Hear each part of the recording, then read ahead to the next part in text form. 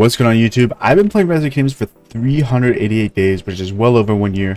And if I lost my account today and had to start completely fresh, here's exactly what I do differently from day one. First and foremost, what is important in this game is civilization. When you start the game, you get a choice of civilization, and there's like, I don't even know, is there like 20? There's a lot of civilizations to choose from. Now, fun fact, when I made my account, I actually started with Britain, and this gives you a various amount of stats: archer attack, troop training, and garrison capacity. Not very good stats for the early game. What civ you should pick is definitely China. China is by far the best civilization in the early game.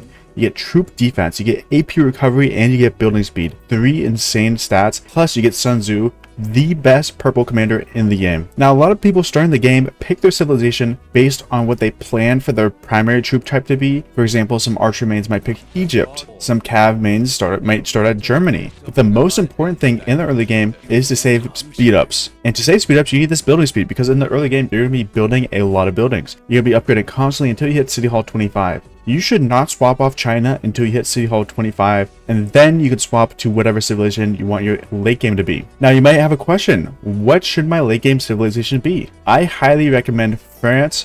France is super good. You get troop health on all troop types. You get wood gathering speed, it's okay, and you get hospital healing speed by 20%. Now, this is the big one. This saves you many healing speeds, especially during KVK 1, KVK 2. I wonder how many speed ups I've saved over all my KVKs combined from being France, because I switched to France during KVK 1. I've been France since KVK 1, so I've had to save a ton of speed ups from switching to France. The second most important thing is commanders. Now, in this game, there's a various amount of commanders. As you can see, there are hundreds of commanders in this game, and I don't even own a lot of them. Look at that. There's so many I don't own. And one of the most important things is investing in the correct commanders. Now, a common misconception in this game is that you can invest in multiple commanders, and that is just false. You, as a free-to-play low spender whale, have to choose 2 commanders to invest in, get level 60 and expertise. And the reason I say whale is because after you do that for 2 commanders, you can move on to your next 2 commanders. It's super important to have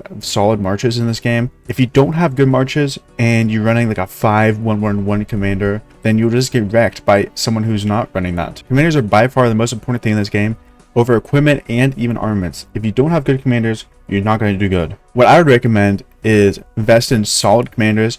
Even if you don't know what troop type you're going, you can invest in Sun Tzu. He's pretty low cost. He's a purple commander. He's amazing. You can invest in Baibars. He's a purple commander. Again, very low investment cost. Purple commanders, you're not wasting the gold heads on them, so the investment cost is not too high on them. Now, if you're investing in a legendary commander, you have to be very sure that this commander is good. Now, how do you know if a commander is good or not? Typically, you just look it up. You can look up best pairings. I know I have a video on that. You can find out which commanders are good. Some common KVK 1 marches. If you're free to play, you can run Sun Tzu Aethelfled. You can run Baibars Aethelfled. You can run Kusunoki Aethelfled. That's 1 march for every troop type. If you're a mid spender, you can run Minamoto YSG. You can run Sun Tzu YSG. You can run Thutmose YSG. Those are all very solid marches. And if you're a whale, you just combine those marches. You either get Martel. It depends on what you're getting MGEs on, obviously. You're not going to have infinite gold heads. It depends on your spending level and how many MGEs you win. I can make a more in-depth video on this if you guys are interested, but that is just the gist of it. The next thing is VIP. Now, a fact that you guys may not know is I didn't even hit VIP 10 until Kingsland KVK 1. That's correct. I was VIP 9 up until Kingsland KVK 1. I did not realize that VIP 10 gave you a legendary commander sculpture per day. And that's true for VIP 12 and VIP 14. Now, as soon as I learned about VIP, I put all my gems into VIP. And by the end of my second KVK 2, I was VIP 14. VIP is the most important thing in the game, even at the very beginning. When you just start the game, you're VIP 0, obviously, but as soon as you get VIP 1, you get a lot of bonuses, such as gathering speed, and it only goes up from there. VIP 2, you get AP recovery. VIP 3, you get building speed. As I mentioned earlier, building speed is important. You need a lot of building speed in the early game. VIP 4, you get research and training speed. So it just compounds on top of each other, and you're saving speed ups in the long term, which is huge for the early game. Another thing I didn't know about this game is the opposite of Clash of Clans. You want to push your City Hall as high as possible,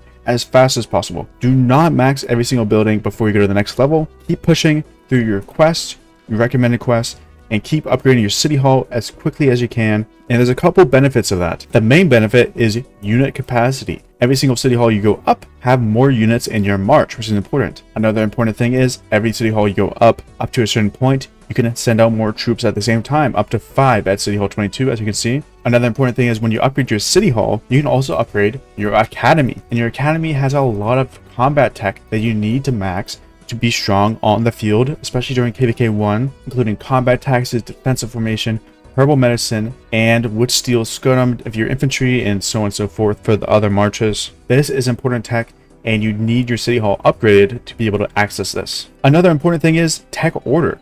Now, in the early game, a lot of people don't know this, but you can get all of these tech that I'm showing on screen from tribal villages. You don't need to research them. You can save speed ups by not researching these and just focusing on your military tech tree at the beginning of the game and unlocking these with tribal villages. Now, I will say this is a strategy you need to do if you're playing a lot, because you need to be unlocking masonry pretty quickly because it's a lot of building speed. So if you're unlocking a lot of tribal villages at the same time, then this is good. If you're not, then I would just push up masonry, because masonry is important. That's a little bit of an early game tech guide. I hope that helped a little bit. Let's push on to the next topic.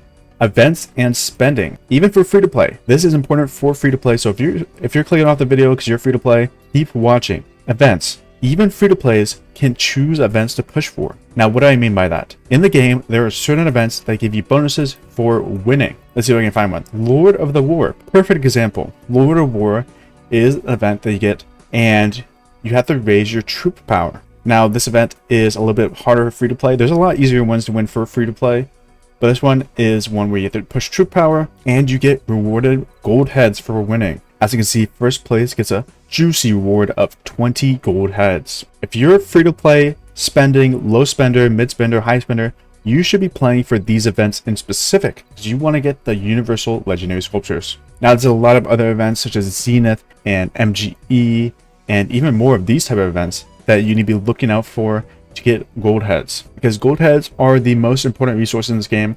I think so, at least, besides gems. Gems are a little bit more important, but gold heads are a close second. Now, I do want to highlight some good bundles in the early game.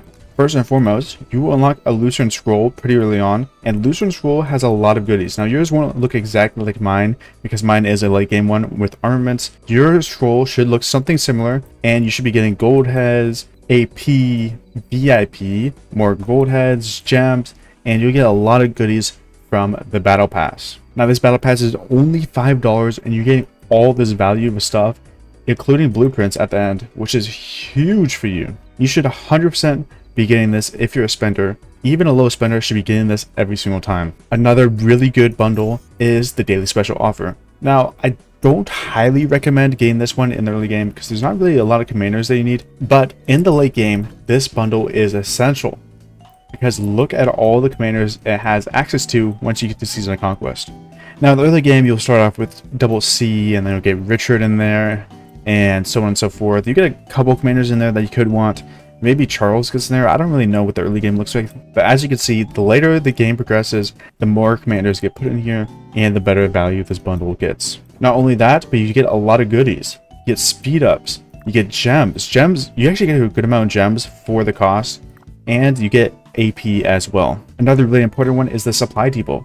Now, there's two bundles I would consider here. First and foremost, the daily gem supply. This is probably the most important one.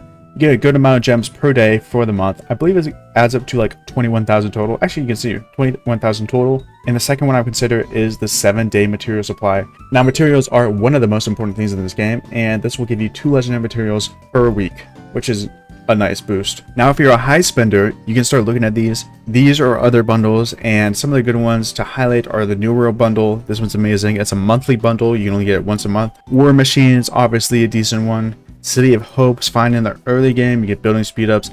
I wouldn't look at this too much late game. Geared Up, one of the best bundles in the game. People will still buy this in my kingdom to this day, even if they have 100 million power.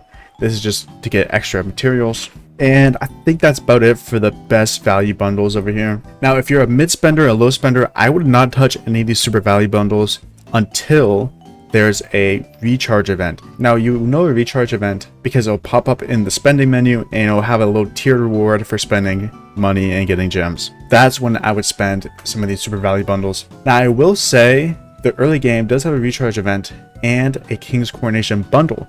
Now the King's Coronation bundle is one of the best bundles in the game. I highly recommend it. I got it even in the early game, and it gives you a ton of resources, especially to help boost your early game progress. The next thing I want to highlight is Alliance Matters. You want to be an alliance that drops these.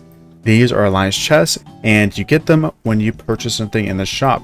And when you purchase something, it sends it to Alliance. And as you can see, some of these chests do have speed ups in them. Not only do they have speed ups, but they have VIP. And being an alliance that drops a lot of chests, even wooden chests, is a big boost to your account. You want to be pushing for a top 1 or 2 alliance in your kingdom and be eating up these chests, because these help you a ton. I would not be VIP 16 right now if I was not in this kingdom or this alliance. Anyways, that's it for this video. If you guys enjoyed, make sure you leave a like and subscribe, and drop a comment down below what you would do differently if you restarted your account. I want to hear all the mistakes you guys made. I made a video similar to this, but hey, let me know down below. I hope you guys enjoyed, and peace.